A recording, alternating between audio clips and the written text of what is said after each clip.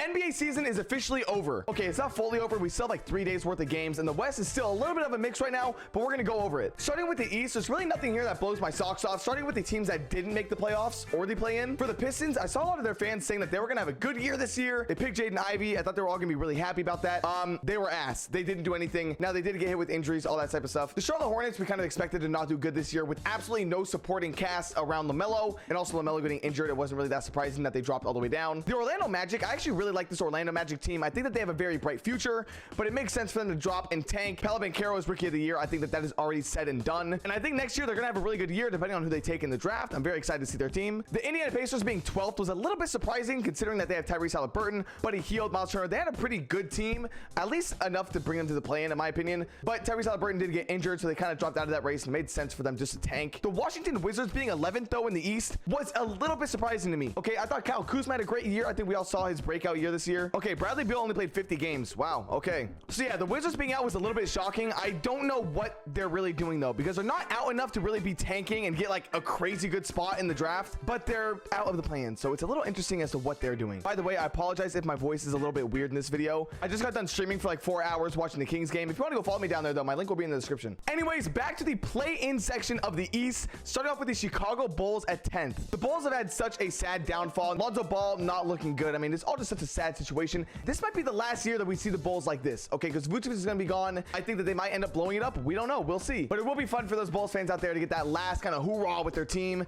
I feel like it'd be fun to watch them in the play-in, even though I feel like every play-in game is actually so much fun to watch. Like, actually might be some of the best games all season. In the 9th seed, the team that will be facing against the Bulls, we have the Toronto Raptors, who once again had really high expectations for their team. Siakam was supposed to be a top 5 player in the league. Scotty Barnes, rookie of the year last year, has kind of not fallen off, but hasn't had that insane breakout that a lot of people wanted him to have. Overall, just not that crazy of a team. Although I really like a lot of their pieces, I think that Jakob Poeltl was a great thing for them. Very interesting though that they're all the way down at 9th. I think maybe next year will be the year that they can all kind of get together and really get this thing going. I said this in a previous video too. If they do drop out of the play-in, if they do get a decent spot in the draft, if they can draft a guard, this team will be way better. I think this team will be significantly better. In the 8th seed, you have the underwhelming Atlanta Hawks. Yes, I'm saying underwhelming. I've said it all the time, but I really thought DeJounte Murray was going to be the piece for this team that could actually push them to like being in the conference finals. You know what I mean? Like, I thought that he would be that piece, and it doesn't really look like this team is going anywhere. I mean, they fired their head coach. Trae Young is never happy. We'll see what they do in the play-in. If they lose the play-in, hey, we might be seeing some stuff blow up here. At the 7th seed, you have the Miami Heat, and you could tell that they're really disappointed that they got only in the play-in.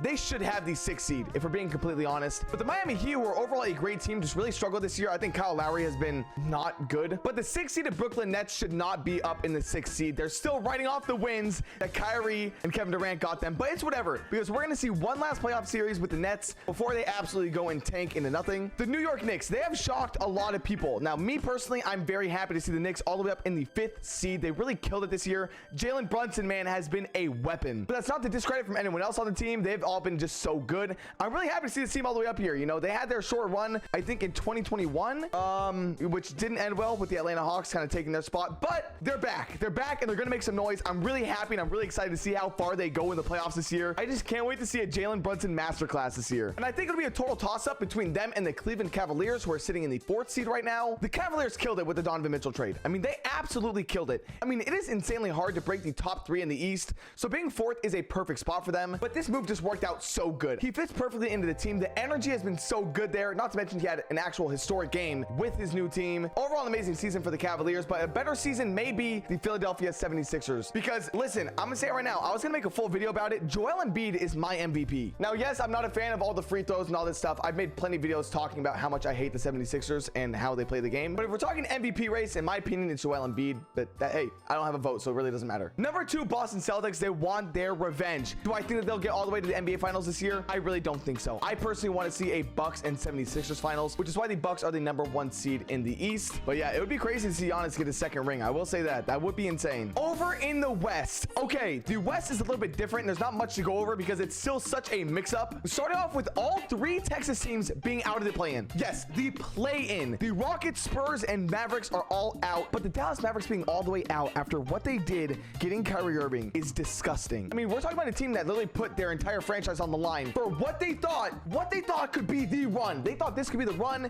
Kyrie would re-sign with them if they had a good run. I don't know how it's going to go. I personally don't see Kyrie re-signing, but we never know what Kyrie's going to do. I mean, we never know know what this guy's gonna do. For all we know, he'll resign and they'll go win the finals. Like, we have no clue how this is gonna play out. And from what I see, the Mavericks wanted to resign him, so we'll see how it goes. With that being said, though, if Kyrie does resign and they don't do good, it will be interesting to see how Luka Doncic will react. The Trailblazers being out is really funny to me because preseason, a lot of people have the Trailblazers actually above the Sacramento Kings in their predictions, and they have absolutely fumbled once again. Now, I'm not going to sit here and say Damian Lillard is going to go get traded and he's going to go try to chase a ring, because he won't. I think he'll stay in Portland forever. I don't think he is stressed or worried about that. Obviously, he's going to show that he is frustrated. I think that that's a normal reaction to have when your organization isn't building around you, but it doesn't mean that he's going to leave, and I think a lot of people need to understand that. The Utah Jazz being out is hilarious because everyone started overreacting when they were #1 in the West. Everyone knew it wasn't going to last. No one actually thought, at least I don't think anyone actually thought, that the Utah Jazz were going to make a huge play this year and be #1 in the West or be huge. I think it was pretty obvious that they were going to drop down. The play-in, though, having the Oklahoma City Thunder blows my fucking mind. It blows my mind. Genuinely, I thought they were going to tank. All of a sudden, J-Dub starts going crazy. I feel like that's when things really switched for this team. As soon as J-Dub started playing good, they said, hold up, we could do something here. And they all just kicked it in a goddamn overdrive. I love it. I'm really happy to see this team here. They have an insanely bright future. Shai Gilgeous-Alexander is obviously amazing. Although him being in MVP talks when they were not even in the play-in was fucking absurd. I want to get that out of the way. That is ridiculous. He might win MVP sometime in his career. We don't know. Hopefully they're at least a playoff team, though, when he does win it. Timberwolves being a play-in team after their trade for Rudy Gobert was interesting because at the end of the day, a lot of their players were injured when playing this season. Like, they didn't have all 3 of their core guys for a lot of the season.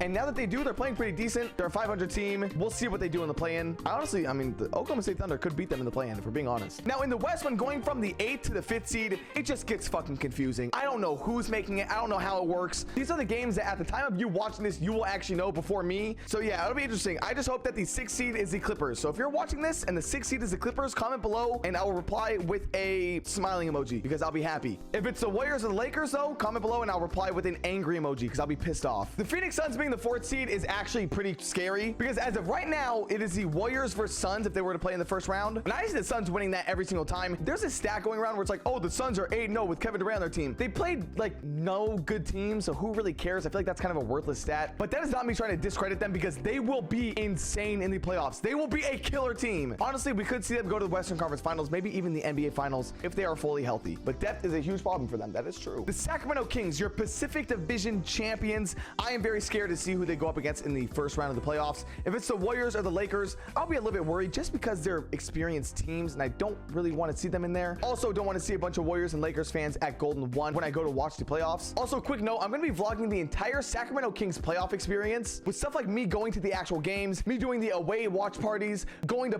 all this stuff, all this crazy stuff, everything that you can do in Sacramento for the playoffs. I'm going to be vlogging the entire thing. I'm going to make like a whole ass documentary style video. So be sure to subscribe and turn on notifications so you know when that drops. It's going to be crazy. The Memphis Grizzlies being the 2nd seed. Not going to lie, I'm really surprised that they made it all the way up there, especially with all the adversity that they've gone through this year. Unfortunately, we don't know what teams they might go up against because we don't know what the play-in situation is looking like. Do I think that the Grizzlies are going to make it really far in the playoffs this year? I really don't. I think that they might be out during the 2nd round. I don't see them making the Western Conference Finals. I really don't. A team that I do see having a crazy year this year, though, is the Nuggets. I think it is finally their time to push for something more than what they've done before. I don't see the Nuggets in the finals, though. Maybe it's just because I haven't seen them kind of hit that point before. Maybe I just don't believe in Jokic that much or their team that they really have around him. But I think that they're just going to have another good regular season and they're going to have an okay playoff run. Nothing really crazy happening, though. We'll have to see. I mean, this could be the 3-time MVP we're talking about, though. With that being said, though, I cannot wait for this year's playoffs/play-ins. I'm excited to see how it goes. I can't wait to make videos and talk about it even more. So if you enjoyed, be sure to like and subscribe. I'll see you guys all in the next video. Later.